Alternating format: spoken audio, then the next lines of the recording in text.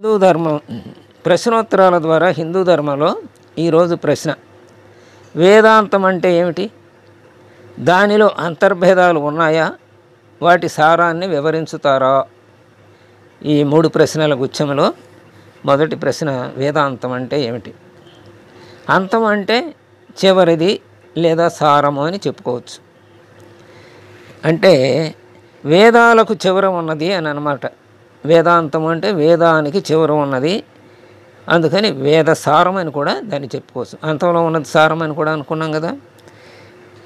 అవి వేదాంతానికి అంతంలో ఉపనిషత్తులు ఉన్నాయి. అంటే వేదాంత సారమే ఉపనిషత్తు అన్నమాట.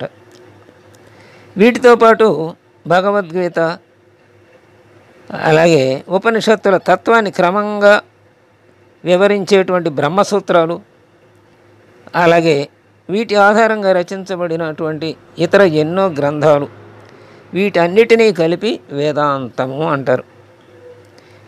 ఈ గ్రంథాల్లో చర్చించబడ్డ ముఖ్య విషయాలు 4 ఉన్నాయి.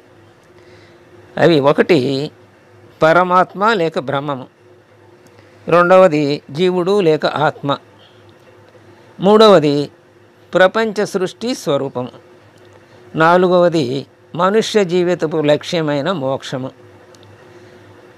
ఇవన్నీ కూడా అభిప్రాయ భేదాల వల్ల, వీటిల్లో ఈ 4 అభిప్రాయ భేదాలు ఉండటం వల్ల వ్యక్తులలో వేదాంతం కూడా 3 రకాలుగా వర్ధిల్లింది. అవి ఏమిటంటే అద్వైతము, విశిష్టాద్వైతము, ద్వైతము.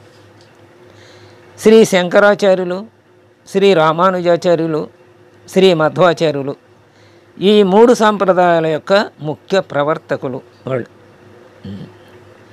ఇక పరమాత్మ అంటే ఇప్పుడు అద్వైతాన్ని గురించి ఇక్కడ చెప్తున్నాడు. పరమాత్మ లేక బ్రహ్మం ఇది ఒకటే సత్యం. అందుకే ఏమని చెప్పుకుంటాం మనం? బ్రహ్మ సత్యం జగన్మిథ్య అని చెప్పుకుంటాం. మిథ్య అంటే లేదు అని, సత్యం అంటే ఉన్నది అని. అందుకనే బ్రహ్మ సత్యం, బ్రహ్మ ఉన్నాడు. జగన్ మిథ్య అంటే ఈ కనపడేదంతా కూడా మిథ్యే. ఇవాళ ఉంటుంది, రేపు నశిస్తుంది. రేపు కాకపోతే కొన్ని కోట్ల సంవత్సరాలకైనా, 1 నిమిషానికి 1 క్షణానికి ఈ జీవుల్లో 84 లక్షల జీవరాశుల్లో క్షణానికి పుట్టి చచ్చిపోయేవి అన్నీ ఉన్నాయి. అలాగే కొన్ని నెలలు ఉన్నాయి, కొన్ని రోజులు ఉన్నాయి, కొన్ని సంవత్సరాలు, అట్లాగే కొన్ని కోట్ల సంవత్సరాలు ఉన్నాయి. గ్రహాలు అయితే కొన్ని చోట్ల సంవత్సరాలు ఉంటాయి. కల్పం చివరి దాకా అన్నమాట, 432 కోట్ల సంవత్సరాల దాకా సూర్యుడు, ఇలాంటి గ్రహాలన్నీ. కాబట్టి అవి కూడా నశించే.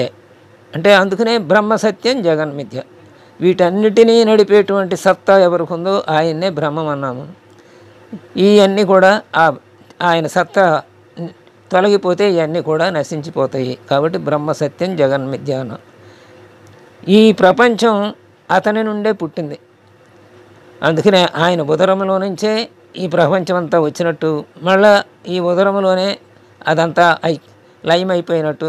లయకారకుడు ఆయనే, స్థితికారకుడు ఆయనే, సృష్టికర్త ఆయనే. మూడు భాగాలుగా సృష్టి స్థితి లయాలని 3 రూపాల్లో ఉండే పరబ్రహ్మమే నిర్వహిస్తున్నాడు అని మనం చెప్పుకుంటూ ఉంటాం కదా. కాబట్టి ఇదంతా అతనిలోనే ప్రతిష్ఠితమై ఉంది. ఈ మొత్తం అంతా కూడా అతనిలోనే ప్రతిష్ఠితమై ఉంది. అతని సంకల్పం వల్ల అది బయటకు వస్తుంది. అతని వద్దు అనుకున్నప్పుడు అది లయమవుతుంది, ఆయనలోనే లీనమవుతుంది అన్నమాట. జీవాత్మ అంటే మనం, అంటే మనందరం అన్నమాట. నిజంగా బ్రహ్మమే. ఈ జీవాత్మలన్నీ కూడా నిజంగా బ్రహ్మమే. బ్రహ్మము నుండి వేరుగా కనపడుతుండటం ఎందుకనంటే అజ్ఞాన ప్రభావం వలన. అజ్ఞానం ఎప్పుడైతే నశించిందో అప్పుడు అంతా బ్రహ్మంగానే మనకు కనపడుతుంది. జగత్తు నిజంగా బ్రహ్మమే. అంటే జగత్తంతా ఆయనే నిండి ఉన్నాడు కదా, అంత సర్వాంతర్యామి అంటాం ఆయన్ని. అలాగే అన్నిటిలోనూ ఆయనే నిండి ఉన్నాడు. ఆత్మజ్ఞానం పొందితే బ్రహ్మ విజ్ఞానం పొందినట్లే. ఆత్మజ్ఞానం అంటే స్వస్వరూప జ్ఞానం. ఇందాక చెప్పుకున్నాం కదా నిన్నటి ప్రశ్నలో, స్వస్వరూప అనుభూతి అదే ఆనందము, నిజమైన అదే మోక్షం అని కూడా చెప్పుకున్నాం నిన్న. ఇది అద్వైత మతం సంక్షిప్తంగా చెప్పుకోవాలంటే శంకరాచార్యులు చెప్పింది ఇది. బ్రహ్మ సత్యం జగన్మిథ్య. ఈ జగత్తులో ఉన్నదంతా కూడా నశించేదే కాబట్టి ఇదంతా వెళ్ళిపోయేదే కాబట్టి దీని గురించి కాదు ఆలోచించవలసింది. దీనిని నడిపించేది ఇది ఇలా ఉండడానికి కారణమైనటువంటి ఏదైతే ఉందో శక్తి, అదే సత్యం, అదే బ్రహ్మ అని చెప్పారు ఆయన. ఇక అద్వైతం అయిపోయింది. ఇప్పుడు విశిష్టాద్వైతానికి వద్దాం. జీవాత్మలు అనేకులు, అంటే మనందరం జీవాత్మలమే కదా. మనందరం విడివిడిగానే కనపడుతున్నాం, అనేకంగానే కనపడుతున్నాం. అయితే పరస్పరం సమానులు అన్నమాట. అంటే అందరిలోనూ ఉన్నటువంటి ఇవి ఒకే లక్షణాలు, అన్నీ కూడా పంచభూతాలతోనే తయారైనవి కదా. అందుకని అందరూ సమానులు అన్నాడు, పరస్పరం సమానులు అన్నాడు. అయితే పరమాత్మ నుంచి వేరే వచ్చాం. ఆయన దగ్గర నియంత్రణ ఆయన చేతిలో ఉన్న ఆయన నుంచి వెలువడి వచ్చామన్నమాట బయటికి. ఈ ప్రపంచం కూడా అలాగే పరమాత్మ నుండి వేరే వచ్చింది. అయినా జీవాత్మలు అచేతనమైన ఈ ప్రపంచము, జీవాత్మలేమో చేతనం, స్వయం చేతనం కలిగి ఉన్నాయి. ప్రపంచమేమో అచేతనమైంది.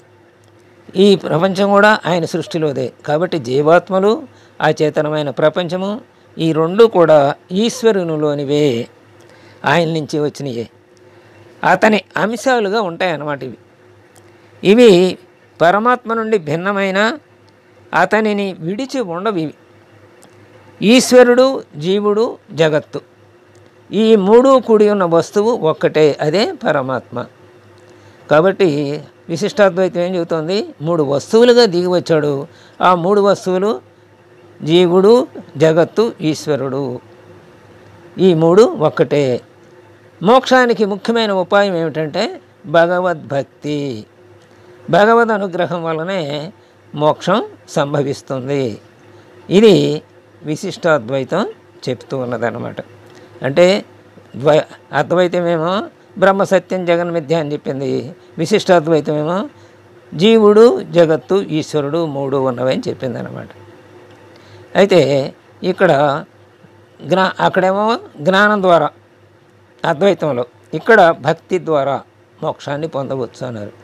అందుకే మనకి భగవద్గీతలో భక్తి యోగంలో తాను మేను కాక తానయ్యుండుటే భక్తి స్వరూపమని మనం ఒక ముఖ్యమైన సారాంశమైన వాక్యం చెప్పుకుంటాం. తాను మేను కాక తానయ్యుండుటే భక్తి స్వరూపము. మేనుగా ఇప్పుడు ఈ చరమస్థాయికి చేరిందనుకోండి భక్తి, అప్పుడు ఏం చేస్తాడు? ఎప్పుడు ఆంజనేయుడిలాగా, అలాగే ప్రహ్లాదుడిలాగా. ప్రహ్లాదుడు ఏం చేశాడు? అంతా పరమాత్మనే చూశాడు. విషంలోనూ పరమాత్మనే చూశాడు, తొక్కబోయే ఏనుగులోనూ పరమాత్మనే చూశాడు, లోయలోనూ పరమాత్మనే చూశాడు. అలా సర్వములోనూ ఈ దేహాలని చూడాలయన, ఈ దేహంలో ఉన్న అంత చైతన్యాన్ని చూశాడు. అందుకని ఆయనకి ఎప్పుడు భయం వేయలేదు. దేన్ని చూసినా బాహ్య వస్తువును చూస్తే కదా భయం వేయటానికి. బాహ్య వస్తువును చూడలేదు, అంతర్వస్తువునే చూశాడు, అంటే ఆత్మనే చూశాడు. అందుకని ఆయనకి భయం వేయలే. అందుకనే ఆయనకి ఆ స్థితిలో ఆయన ఉన్నాడు కాబట్టి ఆయనకి అవేవి కూడా అన్నీ పరమాత్మ స్వరూపే కాబట్టి, ఆయన పరమాత్మ స్వరూపుడే కాబట్టి ఆయనకి ఏమీ అపకారం జరగలేదు. ఆ వస్తువు వేరు, ఈ వస్తువు వేరు అంటే కొన్ని వస్తువులు కొన్ని పడవ కాబట్టి అప్పుడు ఆ విషం మనకు పడదు. కాబట్టి విషాన్ని తాగుతున్నానే అనుకుంటే అప్పుడు విషం మనకి పనిచేసి ఆ విషం మనకి విరుద్ధంగా ఉంటుంది. కాబట్టి మన ధర్మానికి, శరీర ధర్మానికి మనం ప్రాణాలు కోల్పోతాం. ఇదంతా మన భావన వస్తుంది. ఆయనకు ఆ భావనే రాలేదు. అందుకనే ఆయనకి విషం తాగిన ఏం అవ్వలేదు, ఏనుగులతో తొక్కించిన ఏం అవ్వలేదు, అట్లాగే అగ్నిలో కాల్చిన ఏమీ అవ్వలేదు, లోయలో పడేసినా అవ్వలేదు. అక్కడ అది ఇక్కడ భక్తి అని చెప్పుకున్నా, తాను మేను కాక తానయ్యుంటే భక్తి స్వరూపం అని చెప్పుకున్నాం కదా. ఇలా ఎప్పుడైతే ఆ భక్తిలో మునిగిపోతాడో అప్పుడు ఈ దేహాన్ని మర్చిపోతాడు. తాను ఏ రూపాన్ని ఉపాసిస్తున్నాడో ఆ రూపం అన్నిటి చోట ఆ రూపాన్ని దర్శిస్తాడనమాట. అందుకనే తాను మేను కాకుండా నేను ఈ మేను శరీరమైన భావన ఉండదు. ఆయనకి తానయ్యి ఉంటాడు. అంటే తాను ఏ రూపాన్ని ఉపాసిస్తున్నాడో ఆ రూపం తన మనస్సులో నిండిపోయి ఉంటుంది. అందుకనే యద్భావం తద్భవతి. మనం జామకాయని గురించి ఆలోచించామనుకోండి, ఆ మనస్సు జామ రూపం ధరిస్తుంది, పండు రూపం. అలాగే మనం ఏ రూపాన్ని తలుస్తుంటే ఆ రూపం పొందుతుంది మనసు. ఆ మనస్సు ఆ పరమస్థాయి చరమస్థాయికి చేరినటువంటి భక్తునికి ఆ స్వరూపం, ఆ దేవుని స్వరూపం, ఆయన ఉపాసించే స్వరూపం అలా స్థిరంగా నిలిచిపోతుంది అన్నమాట మనసులో. అందుకనే తాను మేలు కాక తానై ఉండటమే భక్తి స్వరూపం అని చెప్పుకున్నాం. అది ఆ 12వ అధ్యాయం మోక్షయోగంలో, భక్తి యోగంలో చెప్పుకున్న విషయం. కాబట్టి అలాంటి భక్తి వలన మనిషి ముక్తి పొందుతాడు అని ఈ విశిష్టాద్వైతం చెబుతోంది. ఇక మరి ద్వైతం ఉంది కదా ఇంకోటి, ఈ ద్వైతం కూడా విశిష్టాద్వైతం మాదిరిగానే చెబుతుంది. అయితే ఇందులో తేడా ఏంటంటే జీవాత్మలలోనూ ప్రపంచంలోనూ పరస్పర భేదం ఉంటుంది. అక్కడేమో అంతా పరస్పరం ఒకటే అని చెప్పాడు విశిష్టాద్వైతంలో, ఇక్కడ పరస్పర భేదం ఉంటుంది. మరి ఇన్ని శరీరాలు ఉన్నా ఒకడిని ఇంకొకరిని పోల్చుకోవాలంటే మనిషిని మరి ముక్కులు అందరికీ ముక్కులు ఉన్నాయి, అందరికీ కళ్ళు ఉన్నాయి, అందరూ ఒకటే, అన్ని అవయవాలు ఒకటే, కానీ అవయవాల్లో తేడా వల్ల మనం గుర్తించగలుగుతున్నాం. అలాంటి తేడా ఉంటుందని ఈ ద్వైతం చెబుతుంది అన్నారు. అయితే ద్వైతంలో జీవుడు జగత్తే, జీవుడు ఈశ్వరుడే. ఇది మధ్వాచార్యులి మధ్వాచార్య ప్రవక్త గారు చెప్పింది అనమాట. కాబట్టి వస్తువులలో పరస్పర తారతమ్యం ఉంటుందని ఈయన తెలియజెప్పారు. ఇలా ఈ 3 అంటే వేదాంతం అంటే ఏమిటి అంటే వేదాలలో ఉన్న సారము, అదే ఉపనిషత్తులు. అయితే ఉపనిషత్తులన్నీ చాలా ఉన్నాయి, 108 ఉపనిషత్తులు పైన ఉన్నాయి. అయితే ముఖ్యమైన ఉపనిషత్తులు 10. ఈశకేన కట ప్రశ్న ముండ మాండిక్య తిత్తిరి ఐతిరేయించ బ్రాహ్మణ్యం చాందోగ్యం తదా చాంద్యోగ్యోపనిషత్తు. అయితే ఈశ ఉపనిషత్తు, ఈశ కేనోపనిషత్తు, కట ఈశకేన కటోపనిషత్తు, ముండకోపనిషత్తు, మాండుక్యోపనిషత్తు, తైత్తిరీయోపనిషత్తు, అలాగే ఐతిరేయోపనిషత్తు, అలాగే బృహదారణ్యకోపనిషత్తు, అలాగే చాందోగ్యోపనిషత్తు. ఇలా ఉపనిషత్తులు ఎన్నున్నాయి. అందులో ఈశోపనిషత్తు మొట్టమొదటిది. ఇందులో ఈ వేదాంత సారంలో మొట్టమొదటిది ఈశోపనిషత్తులో మొట్టమొదటి శ్లోకం ఏంటంటే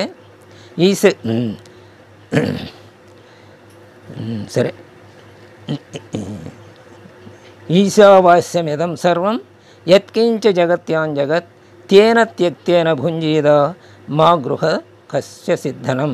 అంటే ఈ సృష్టి అంతా పరమాత్మదే, అంటే ఆయన సొంతమే. దీనిలో నీకు ఎంత కావాలో అంత పొందు. ఒకవేళ అంతకన్నా ఎక్కువ నువ్వు సంపాదించగలిగితే, పొందగలిగితే, 1,00,000 చేతులతో సంపాదించగలిగిన శక్తి ఉంటే 1,00,000 చేతులతో సంపాదించి, 2 చేతులతో సంపాదించింది నీకు చాలు గనక అది నీవు అనుభవిస్తూ మిగతా 99,998 చేతులతో సంపాదించింది మళ్ళీ ఆ పరమేశ్వరుడికి, అంటే సమాజ పరమేశ్వరుడికే సమర్పించు అని చెప్పింది ఈశోపనిషత్తులో మొట్టమొదటి శ్లోకం. ఇది ఇంతకన్నా కమ్యూనిజం, ఇంతకన్నా సమానత్వం ఎక్కడ ఉండదు. ఈశోపనిషత్తులో మొట్టమొదటి శ్లోకమే అది. అంటే ఇదంతా సమాజ పరమేశ్వర స్వరూపమే సమాజం, అదే విశ్వరూపం. అలాంటి వేదాంతంలో మొట్టమొదటి దాంట్లో సారం కూడా మనం తెలుసుకున్నాం. అలాగే అంతర్భేదాలను తెలుసుకున్నాం. ద్వైతము, విశిష్టాద్వైతం, అద్వైతము, విశిష్టాద్వైతము, ద్వైతము 3 తెలుసుకున్నాం. సారాన్ని కూడా చెప్పుకున్నాం. అంటే అద్వైతంలోనేమో బ్రహ్మ సత్యం జగన్ మిథ్య అని, అలాగే విశిష్టాద్వైతంలో జీవుడు దేవుడు ప్రకృతి అని 3 తెలుసుకున్నాం. అలాగే పరస్పర భేదం వీటిల్లో ఉంటాయి అని, ఏది జీవుల్లో పరస్పర భేదము ఉంటుందని ద్వైతంలో తెలుసుకున్నాం. ఇలా ఈ 3 ప్రశ్నలకి సమాధానం క్లుప్తంగా మనం తెలుసుకున్నాం. స్వస్తి.